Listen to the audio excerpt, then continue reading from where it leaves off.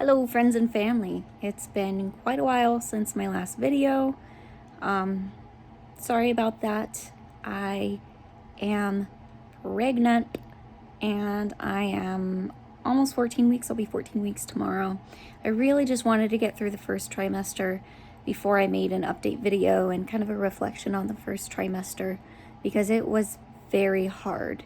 And again, the point of these videos are to help other people who may be also struggling and going through this process, because sometimes it can feel very lonely. And I wouldn't say that I felt lonely. I had a lot of support and a lot of wonderful women reaching out.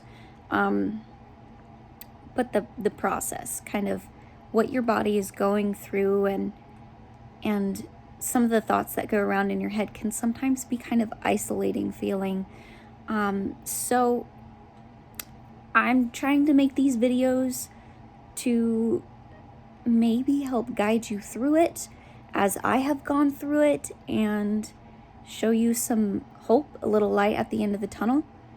All right, so let's start at the top. I was 9 days post-ovulation DPO. And, I tested. I know that it doesn't typically show up until at least 10 DPO, but, if you've gone through trying to conceive, you know how it is. So nothing showed up at 9 DPO, but 10 DPO, I had a faint line on a cheap test. And I looked with an app that will switch it to a negative, the picture to a negative, so it's a little easier to see. And I definitely saw a little something, and I was like, no. So I took a first response, one of the more expensive tests, and it was much more obvious. There was a little line there. And that day I took a digital, and it was negative because it was a little too faint. But I couldn't believe it. I was like, who? Me? My turn? For real? Especially having watched all these trying to conceive videos and everybody getting their positives. And, it took us a total of 5 months trying, 7 months in total, to get our positive, which is not a long time in the grand scheme of things, but a little longer than I was expecting. And then before we were even trying, I was, I would test here and there, especially because I was off of birth control. So the first time getting that positive, I was like, me? Really? So I showed Andrew, right then and there. I was like, it's there. For real. It's there. It's faint, but it's there. And I wanted to confirm with the digital, though. So that night we had friends over, and it was really hard to focus on being social because my mind was kind of running. But I was pretty calm about it. But then when I went to bed, I had a panic attack. My body just went cold and started shivering and started feeling really sick. And the next day I was still anxious, but I felt a little better. And I told my in-laws. And if you're watching this and you get upset about the order in which I told people, I'm really sorry. Some people I really wanted to tell in person and do special things with, so sorry. And on the topic of telling people that I was pregnant, I personally told quite a few people right away, and I did this because I couldn't predict how I was going to feel if I lost the baby, and I really needed to have people that I trusted that would be there to support me if I did lose the baby. And so I did not put it on the internet because, I was thinking, okay, who would I want to know if I happen to lose the baby? Who would I want to know and be there for me? I wouldn't want the entire internet to know, really. Maybe in time, but who knows how I would have felt, if I lost the baby. So I really needed that extra support early on in this process too. So it was really important for me to have certain people, quite a few people, know. Even if the baby was only with us for 6 weeks, that baby was still very important to my husband and I. And loss does not devalue that baby. No matter how early it was, no matter how late it was, that was still our baby. Gestational age does not devalue your baby. So, one of the first signs that I was pregnant was, I think about 8 days post-ovulation, I started getting hungry. And if you know me, I'm not really a hungry person, but I was voracious. I was really hungry. And shortly after we found out, my nipples turned into sandpaper. It hurt. And then cramps. I had a lot of cramps in the beginning, and I was actually a little bit worried about it. Heat made it better, though. Using a heating pad, I would say be careful not to do it too hot. But yeah, I was very emotional. Oh, I also describe it as hacky sack boobs. My boobs felt like somebody was playing with them, like they were hacky sacks, like they just felt demolished. And that's kind of gone away a little bit. My boobs are still sensitive, but not like that early pregnancy pain in the boobs. I ate a lot of, crackers, Nilla wafers and stuff. I was nauseous if I didn't eat. I think it was 5 weeks, like on the dot, my morning sickness kicked in. And that was horrible for me. The first day was the worst day. It kicked in at night and I had puked, and my best friend had told me, you will feel better after you puke, most likely, most of the time. And that's true. It was short-lived, but however short-lived it was, that little feeling of relief was really important. It was very, very daunting just to know, okay, I'm only 5 weeks and I've got so many other weeks until I'm, in my second trimester. And generally it goes away in my second trimester, but it might not even go away.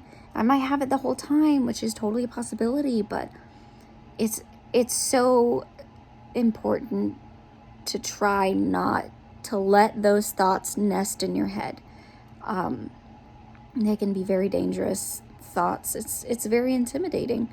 But one of the things that really helped was reminding myself this is a good thing. Having this morning sickness is an excellent sign that the baby is doing well and your hormonal changes are happening the way that they should be. And one other thing that really helped me was telling myself, I'm doing a great job. Even though, I'm literally just trying to survive this. I'm doing so good. My body is making this baby, and I'm doing a great job. And then I would also say that, nausea and vomiting has been a very big trigger for my anxiety. But over this process, I've kind of become a little bit desensitized to it. So it's not as big of a deal as it used to be. I'm a little more used to it. And thankfully for me, I never puked without initiating it. I think with the first week, I puked every night. Just because I felt better after I puked. Sorry that this video is so patchy, but I have to add, if you're puking, get a little stool to sit on in front of the toilet. It'll make it a lot more comfortable. Have one of those little tiny USB fans pointed to your face so it gets you some fresh air, gets that puke smell out of your face. And take some Tums, those chewable Tums, between sessions or right before you're going to puke, because that's going to neutralize your acid and it will burn your throat a lot less. Trust me, your throat's going to burn if not. And that's without medication. But then I went to the doctor and the doctor gave me Zofran. And oh my goodness, Zofran is a lifesaver. For the first week or two, it completely knocked it out. And then I was having it a little bit through it and I had to puke about once a week. So it was so much more manageable. Seriously, go see your doctor, get some Zofran if you can. The thing is Zofran typically causes constipation, which for me, I was like, oh, that's not a problem because I tend to have the opposite problem. So maybe this will balance it out. But oh my goodness, it really made me very constipated. So I would suggest stool softeners, anything you can do. I took the Zofran. It was 4 milligrams. I took it once a day. I tried not to take it more than I needed to. Thankfully, my morning sickness was pretty much only at night. It kind of kicked in anywhere from 5 to 7, and then it went away by like 10. So I count myself super, super lucky. Once I noticed that my morning sickness was showing a bit of a pattern, it was a little more predictable, it was so much easier for me to emotionally handle. But yes, stool softeners, I was still going about once a day, but it was, little bits and very hard to pass. But yes, stool softeners will become your friend. So I was able to stop taking the Zofran, I'd say a week or two before I hit that second trimester, so a couple weeks ago.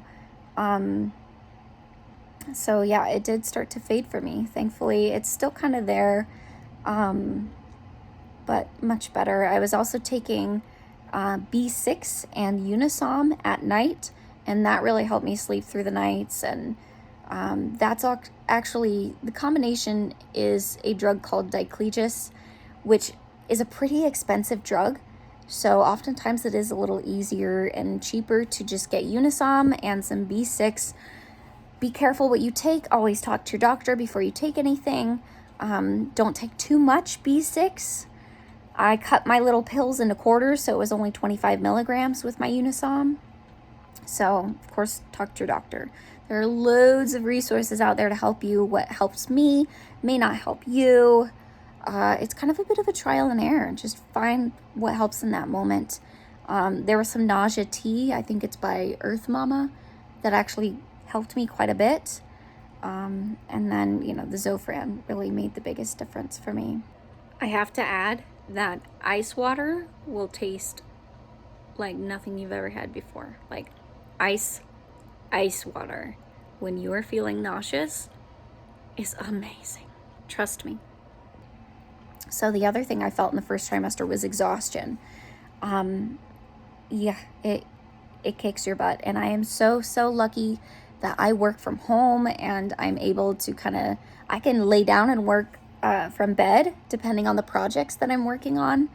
I do revenue cycle management, so kind of medical billing and follow-up and all that fun stuff. So yeah, it was, you really want to do things to bring yourself out of this anxiety or depression slump, your hobbies, but just the pure lack of energy makes it really hard to do. But I'm telling you, it's going to get better.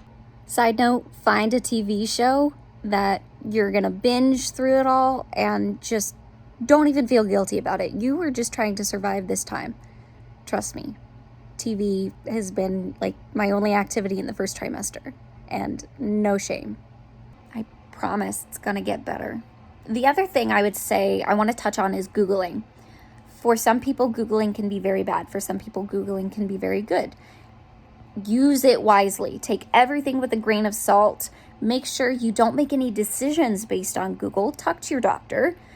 One thing that I used Google for was only comforting things. I needed things on the internet to tell me that I'm okay and that I'm not crazy and that, I don't need to worry. Those are the things that I sought out on Google. In the early days also, early weeks, there is a fear of loss.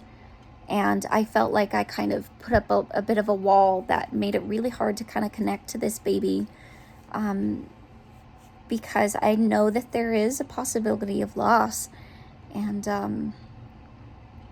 just know that nothing that you are doing is going to cause that loss, unless it's crazy, like trauma, like unless it's something very big that you're doing.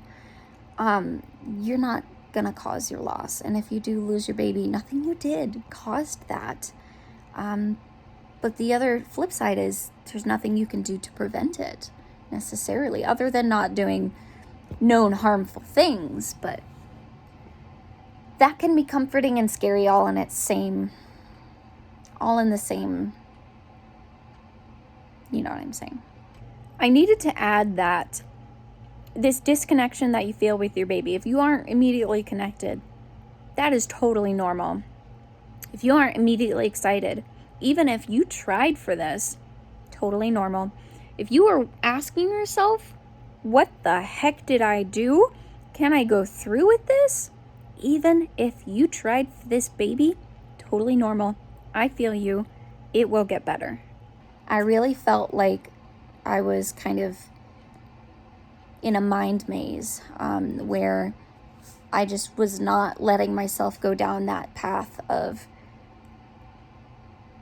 spiraling into terrible anxiety. It felt like, your mind is on a track and it was just completely blocked in one direction, which is, it's a good thing. But I also felt like I was just not preparing myself, or, I'm just avoiding, or I just felt like I was unprepared because I wasn't letting myself go down those paths, which is ridiculous because no amount of worrying is going to prepare you for anything.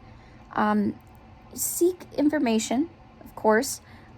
Before going on this journey, I definitely watched a lot of YouTube and gained a lot of information. But, once I started trying to conceive, and especially once I've become pregnant, I couldn't bring myself to watch anything because it was just too overwhelming. And that's totally, totally okay. If you just can't bring yourself to research those things at a certain point in time, don't blame yourself. It's totally fine. You have plenty of time to research. And it's really important to know that things will not always go to plan. And, have some backup set up, have some support set up. That, I suppose, is the only way that's made me feel prepared. Is I know, okay, if this happens, I'm going to take care of it. I'm going to be fine. I'm going to know what to do. I'm going to know people who know what to do. And one of the biggest mantras I've used in this is surrender.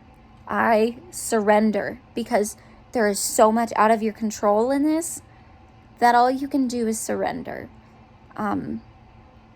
And I really kind of see it as like, with my anxiety, I need to make sure that I'm prepared, right? I have checked those boxes. All my boxes are checked. I'm taking my prenatals. I am taking care of myself. I am working towards better mental health. I am eating every day, and eating is a whole nother topic. I was concerned about getting enough of this, enough of that. Honestly, just freaking survive it. There are people who are starving and have fairly healthy babies. You will be okay. Do not micromanage yourself. Do not micromanage yourself. This is the time to survive and just get through it. Don't forgive yourself. Seriously. Another thing that really, really helped me was my fears and fixes list, which I went over in another video. I still have that list. I've amended it, but going over that has been really, really helpful to kind of rationalize things. And I feel that I need to kind of work through my worries in little bite-sized pieces. Don't let it overwhelm me. Don't let it take me down into the spiral, but just little bite-sized pieces. So that's kind of how the first trimester went. It was terrible, honestly. It was really, really hard. And seeing the ultrasounds really helped me feel that it was real, helped me feel, I see that heartbeat. The risk of loss drops quite a bit when you see the heartbeat. And we got our second ultrasound done, and seeing just how much the baby has grown it's amazing that your body is doing that, and that, I'm just surviving over here and baby is thriving. You don't have to do anything crazy or special. I'm almost 14 weeks and I barely have the tiniest bit of a bump showing. Let me see if I can show you. It's very small in the mornings, and then it gets bigger in the evenings with, my evening bloat and everything.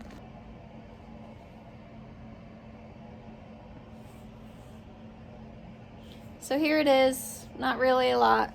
A little bit of roundness. But if you know me, I have adenomyosis, and bloating is kind of normal for me. So that's been kind of hard for me to kind of deal with. Is this really baby? Is this just bloating? Like, I totally have looked like this before when I wasn't pregnant. So that's been a little tricky for me, but yeah, it's all right. It's all right. I'm feeling a lot better. The darkness has passed. I'm sure there will be hard points later on as well, and that's scary. That really scares the crap out of me. But if I could get through that first trimester and all that nausea, I can get through anything. And you can too. I promise time will pass. Just take it one day at a time. And I know that that is so much easier said than done, but trust in yourself and you're going to get through this. Okay, guys, thank you so much for watching. Stay tuned for my next video.